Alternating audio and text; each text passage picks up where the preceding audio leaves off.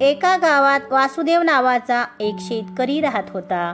तो खूप मेहनती होता, पण त्याची आर्थिक परिस्थिती चांगली नव्हती.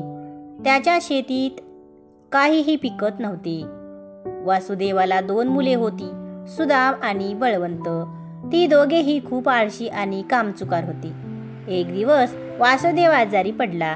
त्याला वाटले की आता त्याचे आयुष्य जास्त नाही. त्याने दोन्हीही मुलांना जवळ बोलावले आणि म्हणाला, मुलांनो, आपल्या शेतात मी एका गुप्त ठिकाणी एक सोन्याचा हंडा लपवला आहे.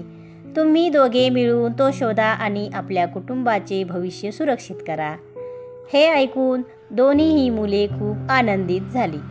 त्यांना वाटले की आता आपल्याला काहीच काम करावे लागणार नाही.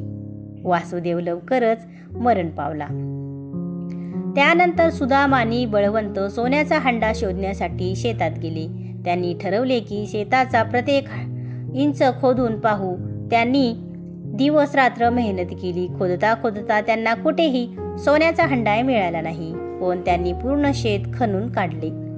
शेवटी कंटाळून ती दोघे घरी परतली.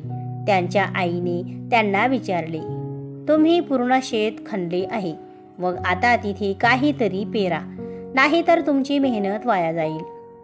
आईचा सल्ला ऐकून त्यांनी शेतात गहू पेरले.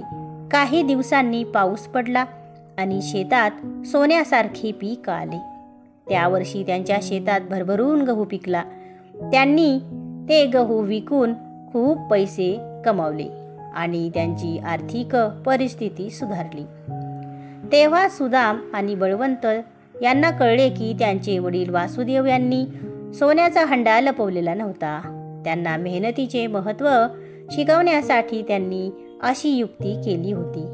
त्यांना हेही समजले की खरे धन जमिनीच्या आत नाही, तर ती मेहनत करून पिकवलेल्या पिकात असते.